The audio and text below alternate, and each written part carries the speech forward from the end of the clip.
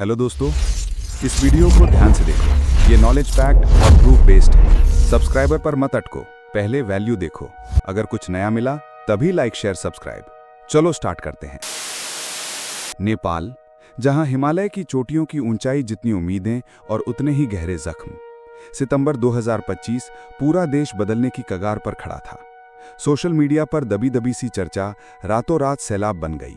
नेपाल की सड़कों पर यूथ की आर्मी, उनके पोस्टर और उनके slogans no more corruption, we want mass resignations चारों ओर गूंजने लगे।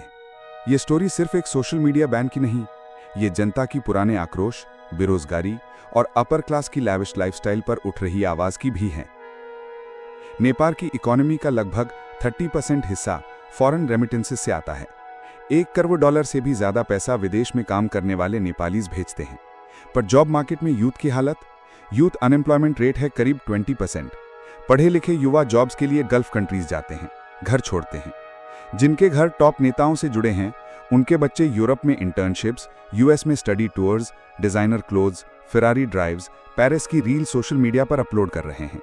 आम लोग बस देखते रह जाते हैं, पूछ ही लेते हैं, हमारे टैक्सेस, उनका लग्जरी। यहीं से शुरू हुआ #NepoKids ट्रेंड।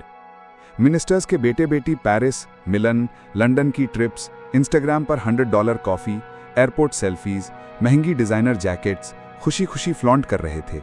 करोड़ों यूथ जो बैंकिंग जॉब्स का सपना लेकर कोऑपरेटिव फ्रॉड में जी सेविंग्स गंवा चुके थे, जो डेली वेज या मिडिल ईस्ट में काम करने मजबूर थे, उन सब के लिए ये तस्वीरें बेहिसाब चोट जैसी थीं। सोशल मीडिया पोस्ट पर viral captions again and again, our taxes, their Ferraris, if you don't belong just migrate.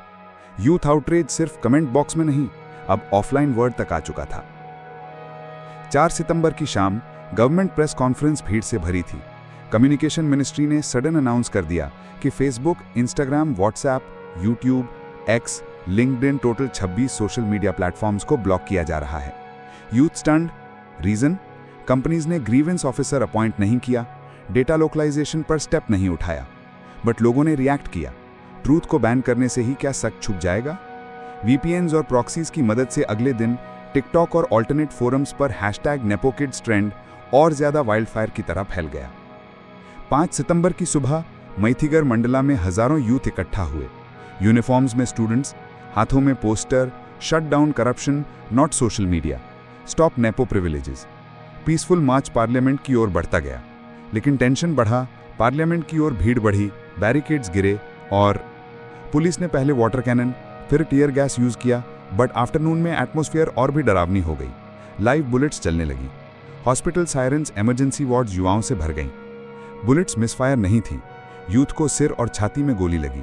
City के हॉस्पिटल्स में कई बॉडीज, उनमें से अधिकतर 20 से 25 की उम्र के थे, जिनका पूरा फ्यूचर आगे था।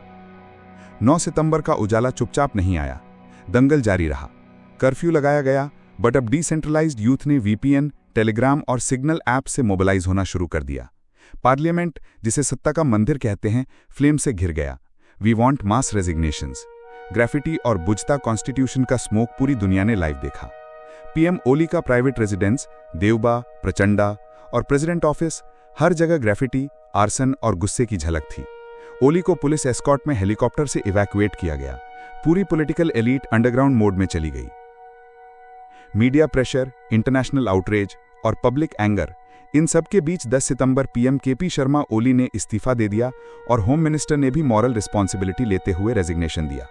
पॉलिटिकल स्पेक्ट्रम में सबसे बड़ा मंजर था यूथ लीडर्स की स्पीचेस। सुधन गुरंग ने कहा, हम यहीं रुकेंगे जब तक हर जिम्मेदार नेता इस्तीफा नहीं देगा। सैकड़ों एमपीज ने मास रेजिग्नेशन देकर स्ट्रीट पॉलिटिक्स को पार्लियामेंट्री बेंचेस तक पहुंचा दिया। यूएन ने कहा कि हमारी टीम नेपाल को असिस्ट करने के लिए तैयार है। इंडिया ने बॉर्डर अलर्ट इशू किया और चाइना ने चुप्पी साध ली। एनालिसिस में साफ दिख रहा है कि नेपाल के यूथ ने सोशल मीडिया को नैरेटिव वेपन बनाकर सिस्टम को हिला दिया है। ये साउथ एशिया की यूथ अवेकनिंग है, जो श्रीलंका, बांग्लादेश और नेपाल से आगे बढ़कर बाकी रीजन तक जाएगी। पूरी दुनिया देख रही है। नेपाल की जेनजी ने न सिर्फ अपने देश बल्कि पूरे रीजन और शायद दुनिया को यूथ पावर, डिजिटल ऑर्गेनाइजिंग और पब्लिक एंगर की एक नई परिभाषा दी है। ये सिर्फ पुराने सिस्टम का एंड नहीं, बल्कि लोगों द्वारा लीड होने वाले ज्यादा न्यायपूर्ण और फ्यूचर रेडी नेपाल की शुरुआत है। इस घटना में अभी तक जब मैं ये वीडियो शूट कर रहा हूँ लगभग 22 लोग मारे गए और 300-400 के बीच लोग घायल हुए। Thank you.